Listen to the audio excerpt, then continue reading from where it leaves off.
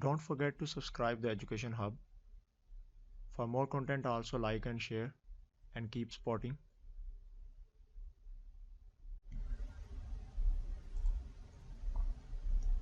Assalamu alaikum dear students. Today we will discuss about the topic importance of water. Previous हमने importance of carbon को discuss किया था. अगर आप में से किसी ने इम्पोर्टेंस ऑफ कार्बन को जो है वो नहीं देखा तो लिंक यहाँ पर मैं प्रोवाइड कर रहा हूँ. इस बटन पे जाकर आप लोग जो है वो देख सकते हैं.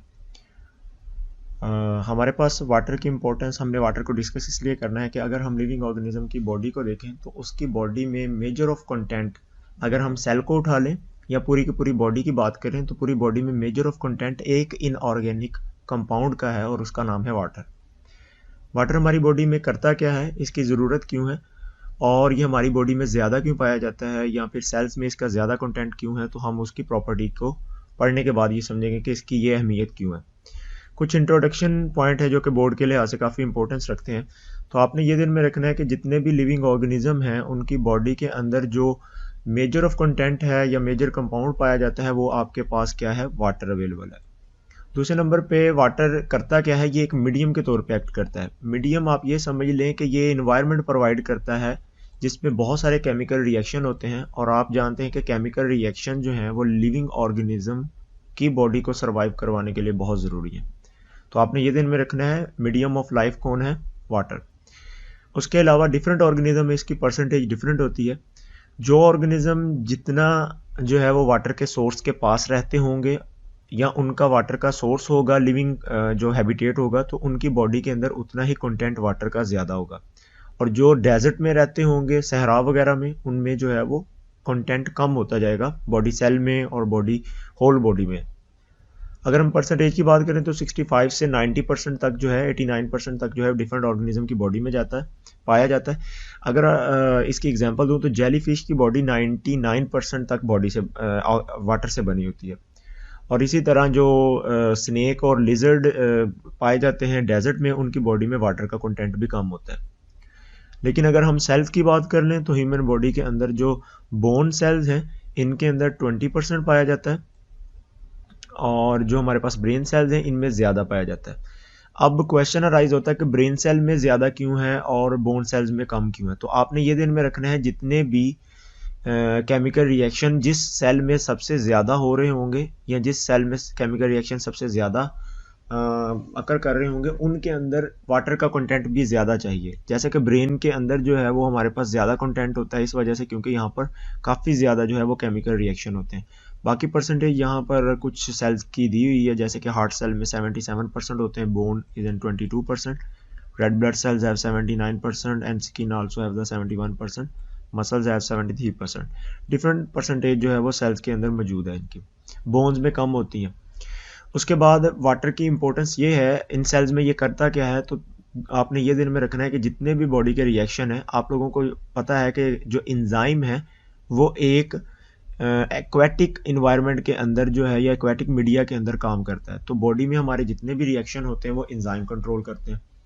इसीलिए इंजाइम ने अगर रिएक्शन करना है तो पानी का होना ज़रूरी है. तो पानी जो है ये मीडियम प्रोवाइड करता है ताकि रिएक्शन हो सके, ताकि एंजाइम की स्ट्रक्चर स्टेबल रहे. अगर एंजाइम की स्ट्रक्चर स्टेबल रहेगी तो एंजाइम अच्छे से काम करेगा.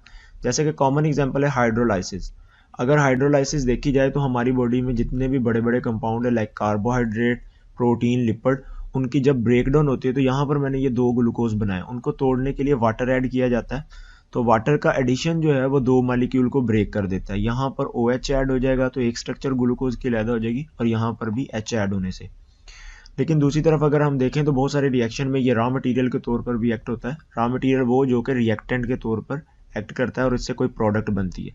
जैसा कि कॉमन एग्जांपल वाटर जो है वो फोटोसिंथेसिस के अंदर रॉ मटेरियल के तौर पर यूज़ होता है और इससे आगे एक ग्लूकोज का मॉलिक्यूल बनाने में मदद मिलती है. अब वाटर की इंपॉर्टेंस डिस्कस करते हैं ये क्यों है. तो आपने ये दिन में रखना है कि हमारे पास जो वाटर है वो हमारे पास कुछ प्रॉपर्टीज़ रखता है जिन प्रॉपर्टीज़ की वजह से जो है वो वाटर को ये वाली अहमियत हासिल है कि ये अबंडेंटली लिविंग ऑर्गेनिज्म की बॉडी में पाया जाता है. फर्स्टली वाटर जो है वो एक्ट एज अ सॉल्वेंट काम करता है. आपने ये दिन में रखना है कि हमारे पास जितने भी दुनिया में सोल्यूशन मौजूद हैं उनमें एक सॉल्वेंट होता है और बहुत सारे सल्यूट भी हो सकते हैं, और सल्यूट और सॉल्वेंट मिलकर सोल्यूशन बनाते हैं। तो दुनिया में सबसे प्रोमिनेंट सॉल्वेंट जो है वो वाटर है। ऐसा क्यों है? क्योंकि वाटर के अंदर कुछ प्रॉपर्टीज पाई जाती हैं जिसकी वजह से वो लिविंग ऑर्गेनिज्म की बॉडी में आने वाले पोलर और नॉन पोलर स्ट्रक्चर्स को, ज़्यादातर पोलर और नॉन पोलर स्ट्रक्चर्स को हल करने की सलाहियत रखता है। पोलर सब्सटेंस को इसलिए हल करता है क्योंकि इसके अंदर पोलैरिटी है।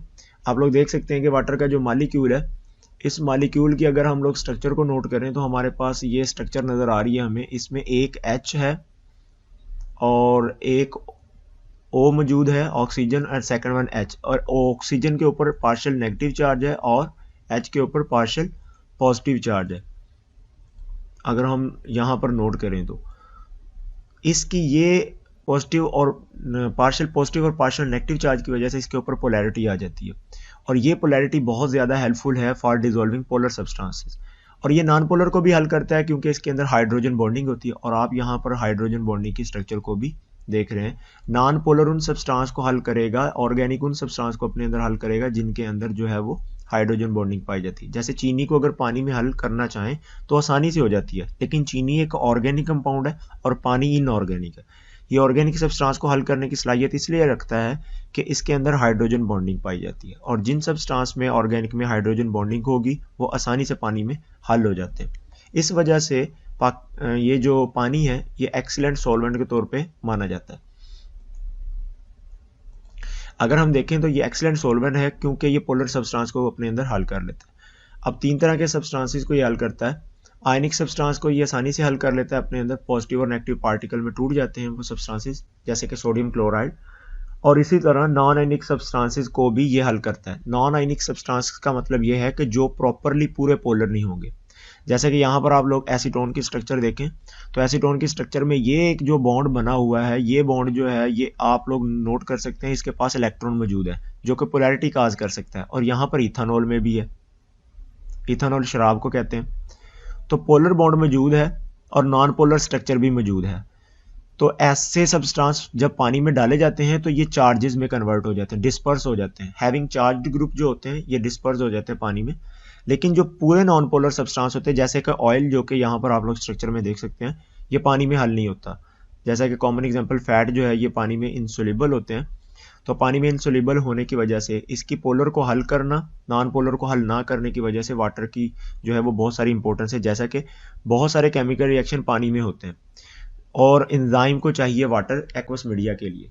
अब आप लोग देखें कि अगर ये अपने अंदर जो है ये पोलैरिटी रखता है तो जितने भी पोलर सब्सटेंस होंगे, आयनिक सब्सटेंस होंगे, वो आसानी से डिसोसिएट हो जाते हैं और नॉन आयनिक और नॉन पोलर नहीं हो पाते, जिसकी वजह से वाटर जो है वो बहुत सारी स्ट्रक्चर बनाने में हेल्प करता है। जैसा कि help to maintain the membrane, cell membranes जितनी भी हैं, ऑर्गेनेलिस की मेम्ब्रेन और प्लाज्मा मेम्ब्रेन, ये पानी में हल नहीं हो पाती क्योंकि पानी की एक प्रॉपर्टी है कि ये नॉन पोलर सब्सटेंस को हल नहीं करता। और आपको पता है सेल मेम्ब्रेन जो है ये बनी होती है किससे? ये बनी होती है लिपिड और फैट से, इस वजह से ये पानी में हल नहीं होते।